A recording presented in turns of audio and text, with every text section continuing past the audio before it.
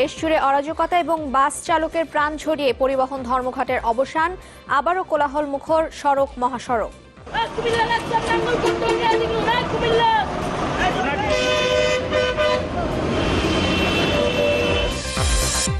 আদালতের রায়ের বিরুদ্ধে কর্মসূচি কেন অবৈধ নয়, হাইকোর্টের রুল। ধর্মঘটে প্রভাবশালী মন্ত্রীর জড়িত থাকার অভিযোগ বিএনপির। 2041 সালের মধ্যে উৎপাদন হবে 60,000 মেগাওয়াট বিদ্যুৎ, জানালেন প্রধানমন্ত্রী। 8টি বিদ্যুৎ কেন্দ্রের উদ্বোধন। রাজধানীর শেওড়াপাড়ায় তুচ্ছ ঘটনার বলি হল এক স্কুল ছাত্র, বন্ধুদের ছুরিকাঘাতে মৃত্যুর অভিযোগ পরিবারের।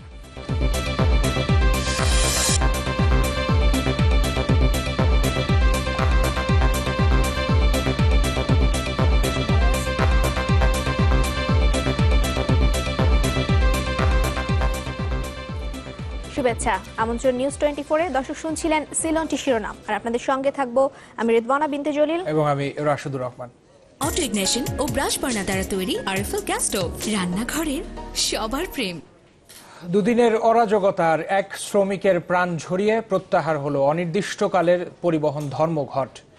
গাবতলীতে পুলিশের সাথে দফায় দফায় সংঘর্ষে বাস চালক মারা যাবার ঠিক কয়েক ঘন্টার মধ্যেই ঘোষণা আসে এই ধর্মঘট প্রত্যাহারের। দুপুরে শ্রমিক মালিক ও সরকারের ত্রিপক্ষীয় বৈঠকের পর সংবাদ সম্মেলনে এ ঘোষণা দেওয়া হয়। এ সময় ধর্মঘটে ইন্ধনের অভিযোগ অস্বীকার করেন নৌমন্ত্রী শাহজাহান খান। কর্মসূচি প্রত্যাহারের পরপরই সারা দেশে শুরু হয়ে যায় যান চলাচল।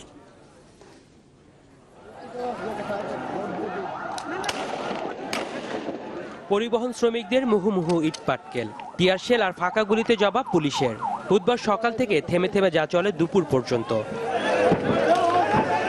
ভাঙচুর করা হয় বেশ কয়েকটি গাড়ি, বাধা দেয়া হয় ব্যক্তিগত যান চলাচলে। একসময় গোটা গাবতলী এলাকা পরিণত হয় রণক্ষেত্রে। সংঘর্ষে গুরুতর আহত হয় শাহ আলম নামে বৈশাখী পরিবহনের এক চালক।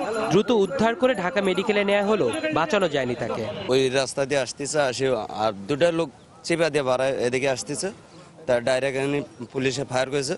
ওই লোক পেটে এই জায়গায় লাগিয়ে গেছে, যাওয়ার লগে লগে লোকটা নিচে পড়ে গেছে।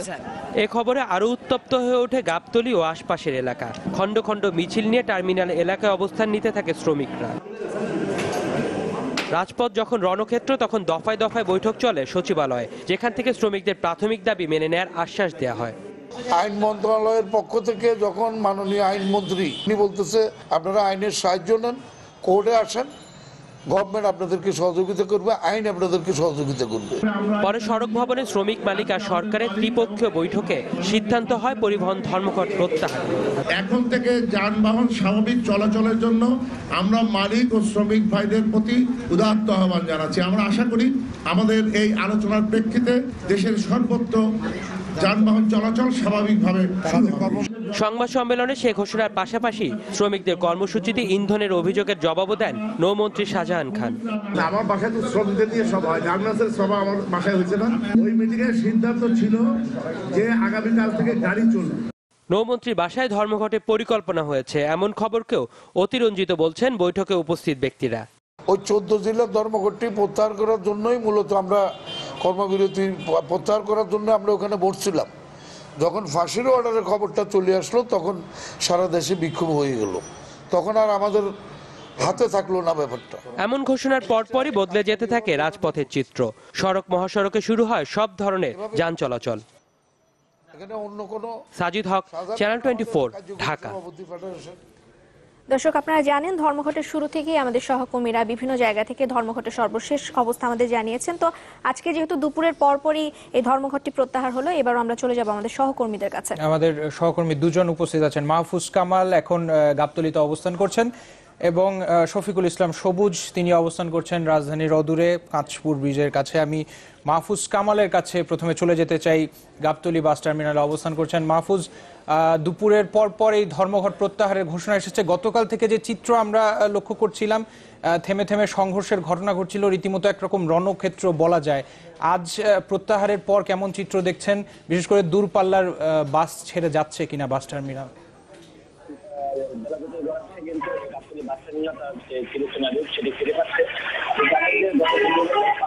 শ্রমিক পুলিশদের সাথে যে সংঘর্ষ, দফাদার সংঘর্ষে পুরো গাবতলী এলাকায় কিন্তু পুরো জনমানব শূন্য এবং সংশয় পরিস্থিতি বিরাজ করছিল। আজ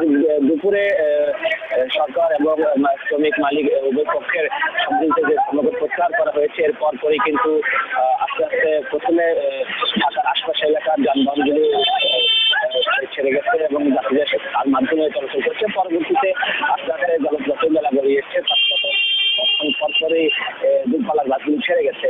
মালিক পক্ষ আমাদেরকে জানিয়েছেন তাদের এই কয়েকদিনের ধর্মঘটের কারণে যাত্রীদের যে সমস্যা হয়েছে, ভোগান্তিদের পরিস্থিতি করতে হয়েছে, সেগুলো তারা দুঃখ প্রকাশ করেছে এবং যাত্রীরা বলছেন যে গত দুদিন যে ঘটনাগুলো ঘটেছে তার প্রেক্ষিতে তারা আতঙ্কের মধ্যে এখনো আছে। কারণ আপনি জানেন যে আজ দুপুরেও কিন্তু সংঘর্ষের ঘটনা ঘটেছে, যার প্রেক্ষিতে যাত্রীরা নিঃস্ব হয়ে তাদের আর কোনো উপায় নেই। সেই প্রেক্ষিতে তারা এখন যেহেতু বাস চলাচল শুরু হয়েছে, তারা নিজ নিজ গন্তব্যে ফিরে যাচ্ছে।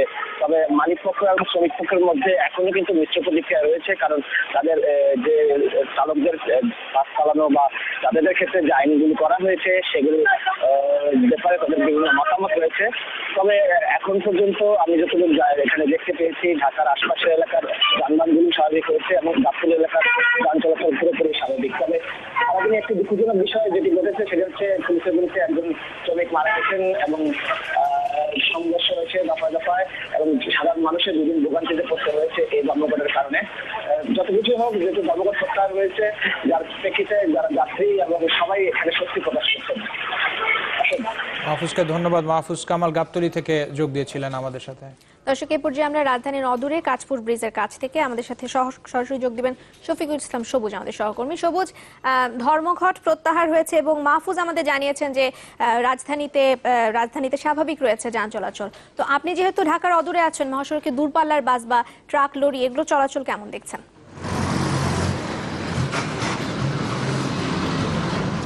রেদনা, আসলে প্রায় 2 দিনের মতো সারা দেশ বলা চলে এক ধরনের যান চলাচল পুরোপুরি বন্ধ ছিল, বিশেষ করে গণপরিবহন, দূরপাল্লার বাস, ট্রাক, লরি। তো রাজপথে কিন্তু এরই মধ্যে আজকে যখন থেকে অবরোধ কর্মসূচি প্রত্যাহারের ঘোষণা দেওয়া হয় গণমাধ্যমে, তারপর থেকে কিন্তু চিরচেনা ব্যস্ত হয়ে উঠেছে রাজপথগুলো। আমি ঠিক এই মুহূর্তে রয়েছি ঢাকা চট্টগ্রাম মহাসড়কে।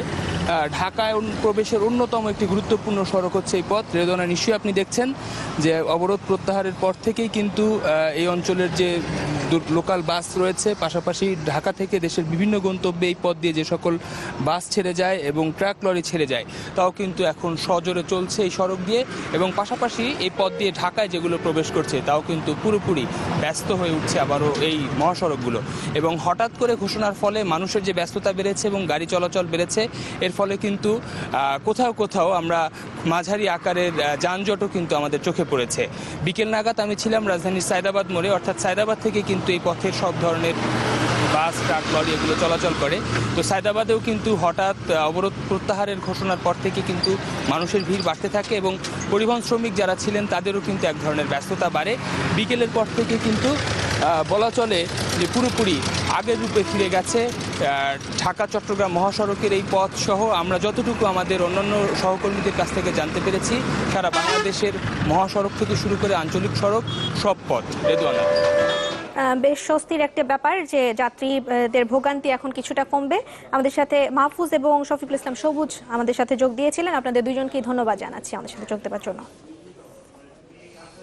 আমাদের সহকর্মীরা জানাচ্ছিলেন যে দুপুরের পর ধর্মঘট প্রত্যাহারের কারণে কিছুটা স্বস্তি বোধহয় ফেরত এসেছে, কিন্তু দুদিন ধরে কিন্তু রাজধানীবাসী সহ পুরো সারা দেশই প্রায় অচল অবস্থার মধ্যে। এ নিয়ে সংবাদ আছে, জানিয়ে রাখতে চাই। 2 বেপরোয়া চালকের সাজা ঠেকাতে ঢাকা পরিবহন ধর্মঘটে গেল 2 দিন চরম দুর্ভোগ পোহাতে হয়েছে রাজধানীবাসীকে। দিনভর পর্যাপ্ত গণপরিবহন না থাকায় বিআরটিসি বাসে রীতিমতো বাদুর ঝোলা হয়ে কিংবা দীর্ঘ পথ পায়ে হেঁটে যেতে দেখা যায় গন্তব্যে। আর সবচেয়ে বেশি ভোগান্তির শিকার হতে দেখা গেছে এসএসসি পরীক্ষার্থীতে, বিশেষ করে যারা অসুস্থ, যাদেরকে হাসপাতালে পথ ধরতে হয়েছে এই 2 দিনে। আমাদের সহকর্মী মাকসুদুন নবী এ নিয়ে রিপোর্ট করেছেন, ছবি তুলেছেন সুকান্ত সরকার।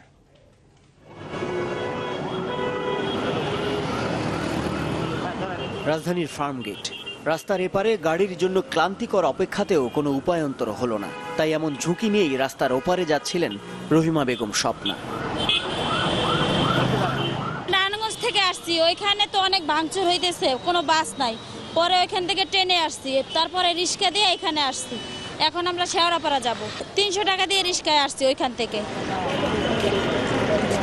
রাস্তা পার হয়ে ফের গাড়ির জন্য অপেক্ষা তার, কিন্তু 2-1টি 3 চাকার বাহন মিললেও ভাড়া হাঁকছেন 2-3 গুণ। অগত্যা আবারও রিক্সায় ভরসা। আমার কাছে টাকা নাই, অনেক টাকা দিয়ে আসছি তো। টাকা না থাকলে আপনার 100 টাকা দিন, আর যদি থাকতে তাহলে আপনি আমার 120 টাকাই দিতে হবে। অবশেষে 100 টাকা ভাড়ায় ফার্মগেট থেকে রওনা হলেন শেওড়াপাড়ার দিকে। সকাল সকাল এমন চরম দুর্ভোগে নাকাল অফিসগামী মানুষ। যেখানে সাধারণ দিনেই গণপরিবহন সংকট, সেখানে প্রায় সব বাস বন্ধ থাকায় রীতিমতো নাভিশ্বাস সাধারণ যাত্রীদের। চালু ছিল কেবল বিআরটিসির বাস। দীর্ঘ সময় অপেক্ষার পর কাঙ্ক্ষিত সেই লাল গাড়ির দেখা মিলতেই হুমড়ি খেয়ে পড়েন অসংখ্য মানুষ। মিরপুর 10 নম্বর থেকে হেঁটে আসছে, রিক্সা ভাড়া 250-300 টাকা চাচ্ছে। কেবল কর্মজীবীরাই নন, গণপরিবহন বন্ধ থাকায় অনেকটা পথ হাঁটতে হয়েছে এসএসসি পরীক্ষার্থীদেরও। ঠিক সময় যদি না আসতে পারতাম তাহলে তো পরীক্ষা দেওয়া হতো না। যেটা রায় দিচ্ছে, রায়টা আমার মতে উচিত শিক্ষা হয়েছে, ভালো কাজ করছে। দিন দিন ড্রাইভারেরা তো আরো বেপরোয়া হয়ে গাড়ি চালাবে, আরো জীবন ধ্বংস হবে। আমার যদি বিচার হয়, সকল জনগণের বিচার হয়, ড্রাইভারেরা যা খুশি তাই করবে, বিচার হবে না, এটা তো আমি মানতে পারি না। পরিবহন ধর্মঘটের মাশুল দিয়েছেন দূর দূরান্ত থেকে চিকিৎসা নিতে আসা রোগীরাও। রাজধানীর পঙ্গু হাসপাতাল থেকে বেরিয়ে যানবাহন না পেয়ে দিশেহারা হয়ে পড়েন অনেকে। সকালবেলা আসছে অনেক কষ্টে, এখন যেতেছে হাইটা, গাড়ি পাচ্ছে না। কোথায় যাবেন? যাবো খিলগাঁও। পরিবহন শ্রমিকদের ধর্মঘটে সবচেয়ে ভোগান্তিতে পড়েন দূরপাল্লার যাত্রীরা। রাজধানীর রায়েরবাগ থেকে 750 টাকা রিক্সা ভাড়া দিয়ে গাবতলী পর্যন্ত এসেছিলেন সুলতান মাহমুদ। উদ্দেশ্য ছিল বরগুনা যাবেন, কিন্তু হলো কই। পাথরঘাটা যাওয়ার উদ্দেশ্য ছিল। এখন তো এখানে আমার আত্মীয় আছে, আমার ভাইয়ের বাসা আছে, সে চাকরি করে শাহালি মডেল হাই স্কুলে, ওখানে বাসায় হয়তো থাকবে। মূলত শাস্তির উদ্দেশ্য হলো সমাজে অপরাধ প্রবণতা কমানো, কিন্তু বরাবরই চালকদের একটা যুক্তি হলো যে তারা ইচ্ছে করে মানুষ মারেন না। যদি তাই হয় তাহলে তাদের এই অনিচ্ছাকৃত ভুলের জন্য সড়ক পথে প্রতি বছর অন্তত 7 থেকে 8 হাজার মানুষের মৃত্যু হচ্ছে। সে কারণেই ভুক্তভোগীদের প্রশ্ন, যদি কোনো দৃষ্টান্তমূলক শাস্তি দেয়া নাই হয় তাহলে চালকদের অসতর্কতা এবং বেপরোয়া গতির লাগাম কে টেনে ধরবে? মাকসুদুন নবী, চ্যানেল 24, ঢাকা। এই ধর্মঘটের দ্বিতীয় দিন দুপুর পর্যন্ত ঢাকার সাথে বন্ধ ছিল সারা দেশের যোগাযোগ। এতে ব্যাহত হয় পণ্য সরবরাহ। অনেক জায়গায় নষ্ট হয়েছে সবজি থেকে শুরু করে নিত্যপণ্য। এতে চরম ক্ষতির মুখে পড়েন কৃষকরা। আর পর্যাপ্ত সরবরাহ না থাকায় খুচরা বাজারে হাঁকানো হয় বাড়তি দাম, এবং সবকিছু মিলিয়ে চরম বিপাকে পড়েন সাধারণ মানুষ। পরিবহন ধর্মঘটের নেতিবাচক প্রভাব কেবল সাধারণ মানুষের যাতায়াতের দুর্ভোগের মধ্যেই সীমাবদ্ধ নেই। নিত্য প্রয়োজনীয় পণ্য সরবরাহ থেকে শুরু করে ছন্দপতন ঘটিয়েছে মানুষের দৈনন্দিন জীবনযাপনেও। মহাসড়কে ঘুরছে না গাড়ির চাকা, তাই কপালে চিন্তার ভাঁজ কৃষকের। ক্ষেতের ফসল নিয়ে পড়েছেন বিপাকে। পরিবহন না থাকায় বাজারেই নষ্ট হচ্ছে কষ্টের ফসল। আবার পণ্য না আসায় অনিশ্চয়তা ভর করেছে ব্যবসায়ীদের মনেও। যে মালের দাম বর্তমান বাজারে, বুঝলেন, এই মাল আমাদের ইচ্ছা অনিচ্ছার পরে 5 টাকা বেশি দিয়ে চলে যাচ্ছে। আমরা যদি আলু বেচতে না পারি তাহলে কিভাবে করবো, পোষাবো আমরা? রাজধানীর বাজার ঘুরেও দেখা গেল আশেপাশের এলাকা ছাড়া দেশের বেশিরভাগ জেলা থেকে আসেনি কোনো পণ্যবাহী পরিবহন। ব্যবসায়ীদের অভিযোগ, ছোট আকারের যানবাহনে পণ্য আনতেও পড়তে হচ্ছে নানা সমস্যায়। তাই চাহিদা অনুযায়ী পণ্য না মেলায় বেড়েছে দাম। এই উত্তরবঙ্গের কোনো মালে আসে না, এগুলো অনেক দাম বেশি। লাউর কার্টুনও আসে না, সিসিঙ্গা আসে না। এগুলা মনে হয় যেরকম কেজি আসলে 20 টাকা, এটা বাইরে গেছে 40 টাকা 30 টাকা। ঢাকার আশেপাশে যেগুলো সাবার টাবার এগুলো মনে করেন কলাতে এসব মাল মনে করেন না আসে, অনেক রিক্সে আসে। কালে আমাদের 6টা ড্রাইভার কালে মার খেয়েছে খেলগে। পাইকারি বাজারে পণ্য সরবরাহ কম, আর এ সুযোগে যার যেমন ইচ্ছে দাম হাঁকাচ্ছেন খুচরা বিক্রেতারা। 3-4 দিন ধরে আজকে সবজিটা কম আসতেছে, দাম বেশি, অতিরিক্ত দাম বেশি। আমরা ক্রেতাদের কাছে বেচতে আমাদের সমস্যা হইতেছে। অনেক কোয়ালিটির মাছ নিয়ে বসে রয়েছি, পুরো মার্কেটই কাস্টমার নেই। গাড়ি চলাচল স্বাভাবিক না থাকায় বাজারে হাতে গোনা যে কজন ক্রেতা আসছেন, বাড়তি দামে পণ্য কিনতে বাধ্য হচ্ছেন তারা। মহল্লায় যা কিনছি ধরেন 2-1 দিন আগে, আজকে তার ডাবল কারণ বাজারে চাচ্ছেন। বাজারে আসলেই যখন দাম বেশি থাকে ক্রেতারা তো ওইভাবে প্রিপেয়ার্ড হয়ে আসে না। ইর্তিজানা সিম সৌরভ, চ্যানেল 24, ঢাকা। ইউরোপিয়ান প্রযুক্তিতে তৈরি আনোয়ারের A1 পাইপ মাটির 1200 ফুটের বেশি গভীর পর্যন্ত চাপ নিতে সক্ষম। বছরের পর বছর পার, নো টেনশন। আনোয়ারের A1 বোরিং পাইপ, চাপের বাপ। আদালতের রায়ের বিরুদ্ধে কর্মসূচি দেয়া কেন অবৈধ নয় তা জানতে চেয়ে রুল জারি করেছেন হাইকোর্ট। জনস্বার্থে করা রিটে এ আদেশ দেন হাইকোর্টের দ্বৈত বেঞ্চ। একই সাথে দায়ীদের বিরুদ্ধে কেন ব্যবস্থা নেওয়া হবে না সেটিও জানতে চাওয়া হয়েছে। আগামী 3 সপ্তাহের মধ্যে সেতু সচিব, স্বরাষ্ট্র সচিব, পুলিশের আইজি, র্যাব ডিজি সহ 17 জনকে রুলের জবাব দিতে বলেছেন হাইকোর্ট। সেই সাথে আগামী 24 ঘন্টার মধ্যে যান চলাচল স্বাভাবিক করার নির্দেশনা দেওয়া হয়। যে আদালতের রায় এবং আদেশের বিরুদ্ধে যে কোনো ধরনের হরতাল, ধর্মঘট ডাকাকে বেআইনি এবং অবৈধ কেন ঘোষণা করা হবে না। আরেকটি টার্ম হলো, যারা এই হরতাল, ধর্মঘট আদালতের রায় এবং আদেশের বিরুদ্ধে ডাকবেন তাদের বিরুদ্ধে আইনগত ব্যবস্থা গ্রহণ কেন করা হবে না। এই মর্মে 3 সপ্তাহের রুল জারি করে বিবাদীদেরকে জবাব দিতে বলেছেন। দল ও ব্যক্তি স্বার্থে দেশ জুড়ে অরাজকতার জন্য দায়ী সরকারের একজন প্রভাবশালী মন্ত্রী ও প্রতিমন্ত্রী। জাতীয় প্রেস ক্লাবে এক আলোচনায় এমনটাই অভিযোগ করেছেন বিএনপির মহাসচিব মির্জা ফখরুল ইসলাম আলমগীর। এই সরকারের সম্পূর্ণ তাদের শুধু ব্যক্তিগত স্বার্থে, দলীয় স্বার্থে তারা আজকে গোটা দেশকে ধ্বংস করে দিয়েছে। আপনারা শুনেছেন যে এই ধর্মঘটের পেছনে যিনি মদত যোগাচ্ছেন তিনি হচ্ছেন এই সরকারের একজন প্রভাবশালী মন্ত্রী, এবং তিনি শুধু নন, তার সঙ্গে তার প্রতিমন্ত্রীও রয়েছেন। তারা তাদের স্বার্থকে হাসিল করবার জন্য আজকে এই ধরনের একটা অরাজক একটা অবস্থা তৈরি করেছে, এখানে জনগণ দুর্ভোগে পড়তে পারছে। টেকো নুডলস, সময়ে অসময়ে সব সময়। এবারে অন্য প্রসঙ্গ, 2041 সালের মধ্যে 60,000 মেগাওয়াট বিদ্যুৎ উৎপাদনের কথা জানিয়েছেন প্রধানমন্ত্রী শেখ হাসিনা। দুপুরে গণভবন থেকে 8টি নতুন বিদ্যুৎ কেন্দ্র ও 10 উপজেলায় 100% বিদ্যুৎ সুবিধার উদ্বোধনের সময় একথা জানান। প্রধানমন্ত্রী বলেন, বিএনপি জামায়াত জোট সরকার শুধু খাম্বা দিয়েছে, বিদ্যুৎ দিতে পারেনি। এর আগে প্রাথমিক ও মাধ্যমিক শিক্ষার্থীদের উপবৃত্তির টাকা মোবাইল ব্যাংকিং এর মাধ্যমে বিতরণ কার্যক্রমের উদ্বোধন করেন প্রধানমন্ত্রী। তিনি যোগ করেন, মোবাইল ব্যাংকিং এর এমন উদাহরণ প্রমাণ করে দেশ ডিজিটাল হচ্ছে। এই কার্যক্রম উপমহাদেশের মধ্যে এটাই গড়ে তুলছে। ডিজিটাল শব্দটা আসলে কম্পিউটার, বিদ্যুৎ কেন্দ্রে আগুন দিয়ে পুড়িয়ে দেওয়া এবং সেখানে কর্মরত ইঞ্জিনিয়ারকে সেই আগুনে পুড়িয়ে পর্যন্ত হত্যা করেছে এই বিএনপি জামাত জোট। নিশ্চয়ই দেশবাসী ভুলে যায়নি যে 2013, 14 এবং 15-তে কি তাণ্ডব তারা এদেশে করেছে। তাদের কোনো দায়িত্ববোধ দেশের প্রতি নাই। তাদের অর্থ সম্পদ বানানো, এটাই হচ্ছে ক্ষমতায় থাকার লাভ। আর আওয়ামী লীগ আসে দেশের মানুষকে কিভাবে লাভজনক করবে, দেশের মানুষের সার্বিক উন্নতি কিভাবে করবে, দেশের মানুষের সার্বিক চাহিদাগুলি কিভাবে মিটাবে, সেই লক্ষ্য নিয়ে। তুচ্ছ ঘটনাকে কেন্দ্র করে মিরপুর শেওড়াপাড়ায় এবার প্রাণ গেল সজীব নামে এক কিশোরের। সে হলি ক্রিসেন্ট স্কুলের 9ম শ্রেণী ছাত্র বলে জানা গেছে। এই নিহতের পরিবারের দাবি, গত রাতে সজীবকে কুপিয়ে জখম করে তার কয়েক বন্ধু। আহত অবস্থায় ঢাকা মেডিকেল কলেজ হাসপাতালে নেওয়া হলেও বাঁচানো যায়নি তাকে। আর এই ঘটনায় একজনকে আটক করেছে পুলিশ। সজীব মাত্র 15 বছর বয়সের এক কিশোর, পড়তেন হলি ক্রিসেন্ট স্কুলের 9ম শ্রেণীতে, থাকতেন রাজধানীর শেওড়াপাড়ায় বোনের বাসায়। মঙ্গলবার রাত 10টার দিকে তুচ্ছ ঘটনা নিয়ে বাসার পাশে এই জায়গাটিতে বন্ধু সৌরভের সাথে কথা কাটাকাটি হয় সজীবের। এরই এক পর্যায়ে সজীবকে ধারালো অস্ত্র দিয়ে আঘাত করে সৌরভ। এমন সময় তার সাথে ছিল আরও 2-3 জন কিশোর। পরে রক্তাক্ত অবস্থায় সজীবকে ঢাকা মেডিকেল কলেজ হাসপাতালে নিয়ে যান স্থানীয়রা। সকালে সেখানেই তার মৃত্যু হয়। সৌরভ নামের ছেলেটা যখন সজীবকে কোপ দেয়, কোপ দিয়ে যখন আর কি চিগলাচিগলি হইতেছে, আমি আরেকটা বড় ভাইয়ের সাথে কথা বলতেছিলাম, তো আমি পিছনে তাকায় দেখতেছি যে আমার ছোট ভাইটার অনেক ব্লিডিং হইতেছে। সিনিয়র জুনিয়র নিয়েও লাগতে পারে বা এরমও হইতে পারে যে দুই আমার দেখে ওইটা করলি কিনা, এগুলো নিয়েই ছোট ছোট পোলাবেন্ডে লাগাই এত বড় একটা দুর্ঘটনা ঘটে যেতে পারে। ঘটনার সময় হামলাকারীদের একজনকে হাতে নাতে ধরে ফেলে এলাকাবাসী। পুলিশের হেফাজতে থাকা ওই কিশোর জানায়, কয়েকদিন আগে থেকেই সজীব ও সৌরভের মধ্যে দ্বন্দ্ব চলছিল। মিসল করতে না, মানে সজীবে বলছে কি, সৌরভে যাইতে যাইতে ওর সাথে একটা লোক ছেলেরে থাপ্পড় মেরে দিছি। সৌরভে মারার পরে সজীবে তোর মাল্লিকা করে সজীবে একটা থাপ্পড় দিছি। হ্যাঁ, তারপরে আর মানে লাগিয়ে গেছে। লাগে যাওয়ার পরে সৌরভে কোন দিয়ে চাপাটি বের করছে, এইসব এই টাইমে দিছি মাইরা চাপাটি বের করে। হামলার পর থেকেই এলাকায় বিরাজ করছে থমথমে অবস্থা।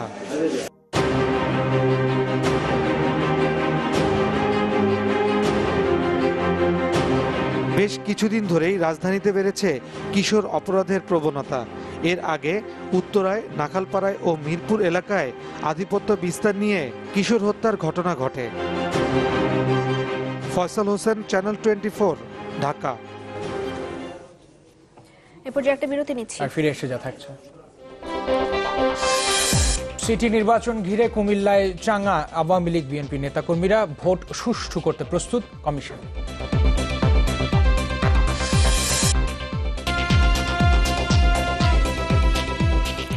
আবারও আমন্ত্রণ। আপনারা নিউজ 24 দেখছেন। 2016 সালের 31 ডিসেম্বর পর্যন্ত কোন কোন ব্যক্তি বা প্রতিষ্ঠান কত টাকা ঋণ মওকুফ সুবিধা পেয়েছে তার তালিকা চেয়েছেন হাইকোর্ট। আগামী 30 দিনের মধ্যে বাংলাদেশ ব্যাংকের গভর্নরকে এই তালিকা জমা দিতে হবে। একই সাথে কেন্দ্রীয় ব্যাংকের ঋণ মওকুফ ক্ষমতা কেন অসাংবিধানিক নয় তা জানতে চেয়ে রুল দিয়েছেন হাইকোর্ট। এর জবাব দিতে হবে অর্থ সচিব, ব্যাংকিং বিভাগের সচিব, কেন্দ্রীয় ব্যাংকের গভর্নর, মহা হিসাব নিরীক্ষক এবং কেন্দ্রীয় ব্যাংকের ব্যাংকিং অপারেশন বিভাগের মহাব্যবস্থাপককে। এ নিয়ে পরবর্তী আদেশ দেয়া হবে 2 এপ্রিল।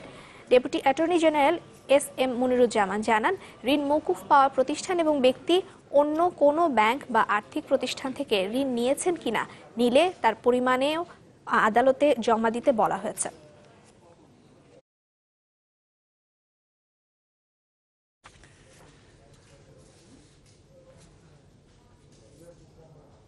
ডিজিটাল সেন্টার থেকে স্বাস্থ্য সেবা বিষয়ক তথ্য ও সেবা দিতে একসাথে কাজ করবে অ্যাক্সেস টু ইনফরমেশন প্রোগ্রাম ও কেয়াক্লুজ ATN মেডিকেয়ার লিমিটেড।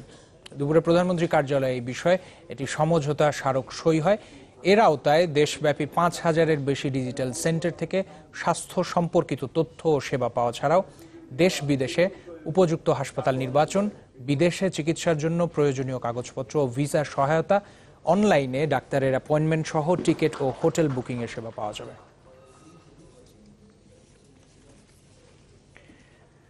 সিলেটের কলেজ ছাত্রী খাদিজা আক্তার নার্গিস হত্যা চেষ্টা মামলার আদালত পরিবর্তন করা হয়েছে। দুপুরে মামলাটি সিলেট মুখ্য মহানগর হাকিম আদালত থেকে মহানগর দায়রা জজ আদালতে নেওয়া হয়েছে। রাষ্ট্রপক্ষের আইনজীবী জানান, আগামী 5 মার্চ মহানগর দায়রা জজ আদালতেই পরবর্তী শুনানি হবে। আজ মুখ্য মহানগর হাকিম আদালতে মামলাটির যুক্তিতর্ক শেষে রায়ের তারিখ ঠিক করার কথা ছিল।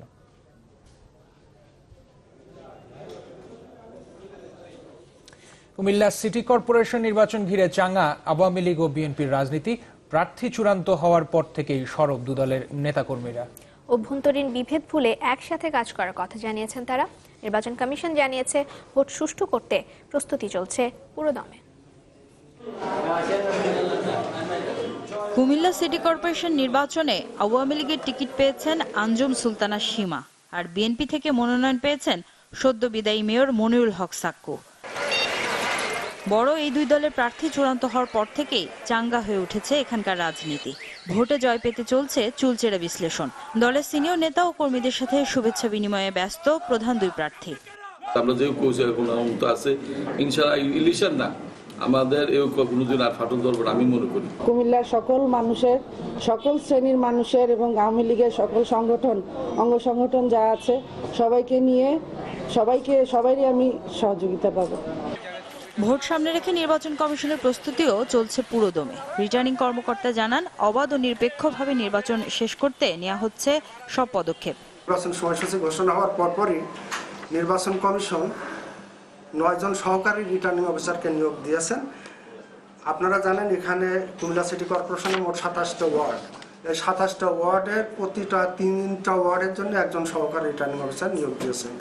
এদিকে নগরবাসী বলছেন, নির্বাচনে বড় দুই দলের প্রার্থীর মধ্যেই হবে মূল লড়াই। তিনি জানান, এলাকার উন্নয়নে যাকে পাশে পাবেন তার পক্ষেই দেবেন রায়। সবচেয়ে বেশি যে চাওয়াটা সেটা হচ্ছে অবশ্যই উনি যেন শিক্ষিত, আর সততার ব্যাপারটা শিক্ষিত হলে দেখা গেছে একটু হলে একটা মানুষের মধ্যে সততার ব্যাপারটা কাজ করবে। আমরা এমন মেয়র চাই যিনি এই সিটি কর্পোরেশনের একটি সুন্দর শহর হিসাবে এবং কুমিল্লা যে শান্তির শহর, ব্রিটিশ আমল থেকে শান্তির শহর হিসাবে এটাকে প্রতিষ্ঠা করবে। নগরের পিতা, দ্যাট মিনস অন্য ভাষায় নগরবাসীর পিতা, তিনি হবেন আমাদের অভিভাবক, সুখ দুঃখের সাথী।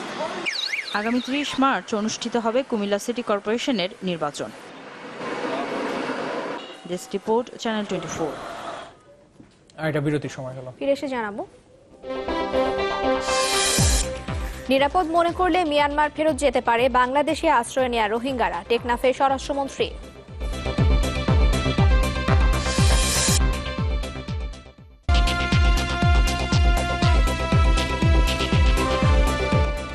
বিরতির পর আবারও ফিরলাম। আপনারা নিউজ 24 দেখছেন।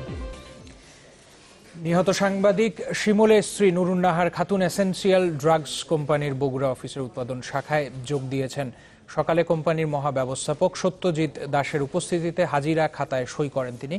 গত 2 ফেব্রুয়ারি আওয়ামী লীগের 2 গ্রুপের সংঘর্ষের খবর সংগ্রহ করতে গিয়ে নিহত হন দৈনিক সমকালের শাহজাদপুর প্রতিনিধি আব্দুল হাকিম শিমুল। পরবর্তীতে স্বাস্থ্যমন্ত্রী মোহাম্মদ নাসিম শিমুলের স্ত্রী নুরুন্নাহার খাতুনকে চাকুরি দেওয়ার প্রতিশ্রুতি দেন।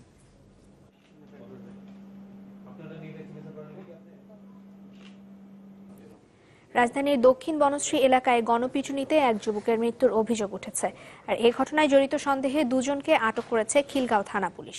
পুলিশ জানায়, দুপুরে সাইকেল চুরির অভিযোগ এনে মানিকুর রহমান নামে এক যুবককে গণপিটুনি দেয় স্থানীয়রা। পরে মুগদা সরকারি হাসপাতালে নেওয়া হলে চিকিৎসকরা জানান মানিক মারা গেছেন।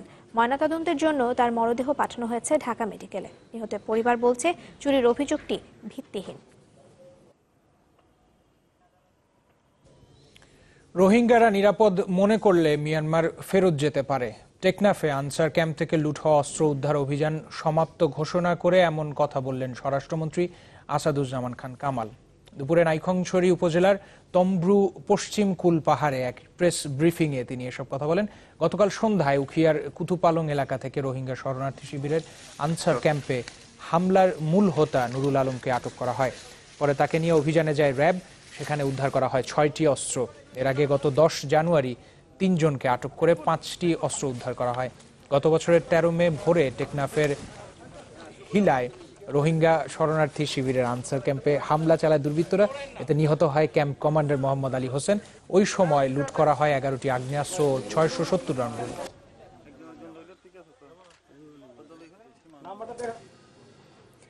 কক্সবাজারের মহেশখালীতে মাদ্রাসা ছাত্রী নাহিদা আক্তারের উপর হামলায় অভিযুক্ত জাহেদুল ইসলামকে দেশীয় অস্ত্রসহ গ্রেফতার করা হয়েছে। ভোরে উপজেলার কালারমাঠ ছড়া এলাকায় নিজ বাড়ি থেকে তাকে গ্রেফতার করে পুলিশ। বিষয়টি নিশ্চিত করেছেন মহেশখালী থানার ওসি প্রদীপ কুমার দাস। জানান, জাহেদকে সংশ্লিষ্ট মামলায় আদালতে পাঠানোর প্রক্রিয়া চলছে। 25 ফেব্রুয়ারি রাতে 9ম শ্রেণীর ছাত্রী নাহিদার বাসার সামনে তার উপর হামলা চালায় জাহেদুল। তাতে মুখ সহ শরীরের বিভিন্ন অংশ ক্ষতবিক্ষত হয়। আর এই ঘটনায় 6 জনের বিরুদ্ধে মামলা করা হয়। এ পর্যায়ে একটা বিরতি নিচ্ছি, আর যখন ফিরবো তখন যা থাকছে। দোষারোপ গালিগালাজ বাদ দিয়ে কংগ্রেসে নিজের প্রথম ভাষণে ঐক্যের ডাক ট্রাম্পের। প্রেসিডেন্ট হিসেবে পরিণত আচরণ বলছেন বিশ্লেষক।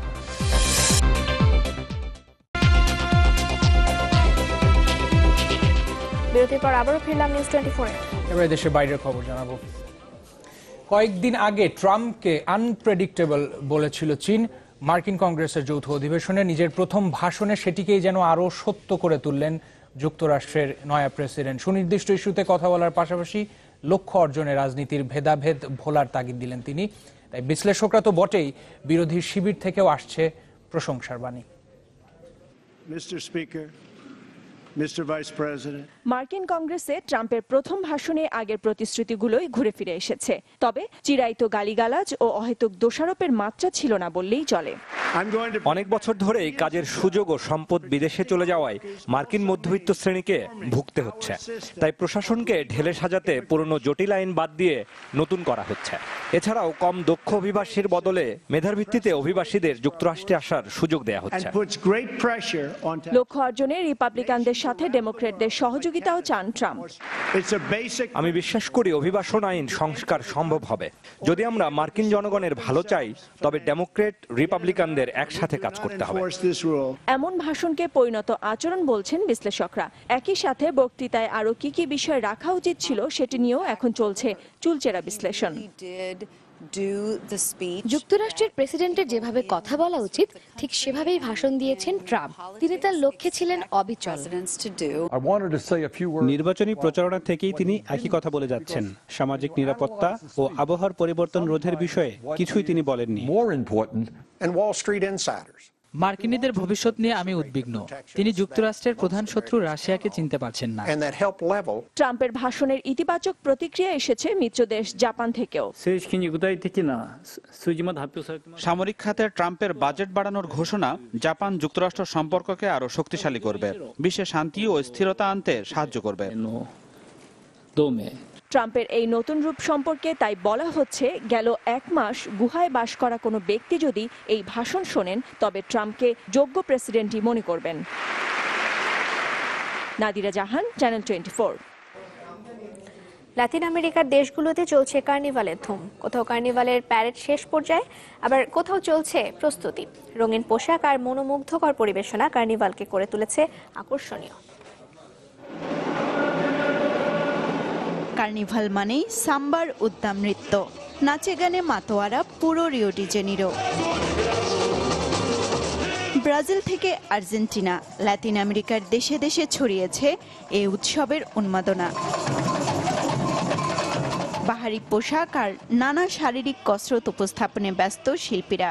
ব্রাজিলে প্রায় 1.5 ঘন্টার সাম্বা নাচ দেখতে জড়ো হন অন্তত 70,000 মানুষ। কলম্বিয়াও সেজেছে সাম্বার রঙে। তবে এবার সবচেয়ে মজার কার্নিভালে মেতেছে আর্জেন্টিনাবাসী। দেশটির জুজুই প্রদেশে চলছে ডেভিল কার্নিভাল। অদৃশ্য শয়তানের সাজে সেজেছেন অনেকেই। মুন্নিমুন, চ্যানেল 24। আর এর সাথে শেষ করব নিউজ 24। তার আগে সিলন টি শিরোনামগুলো আরো একবার।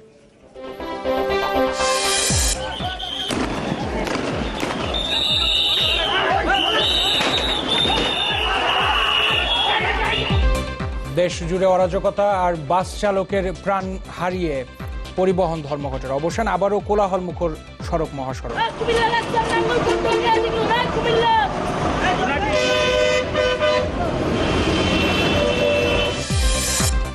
আদালতের রায়ের বিরুদ্ধে কর্মসূচি কেন অবৈধ নয়, হাইকোর্টের রুল। ধর্মঘটে প্রভাবশালী মন্ত্রী জড়িত থাকার অভিযোগ বিএনপির। 2041 সালের মধ্যে উৎপাদন হবে 60,000 মেগাওয়াট বিদ্যুৎ, জানালেন প্রধানমন্ত্রী। 8টি বিদ্যুৎ কেন্দ্রের উদ্বোধন।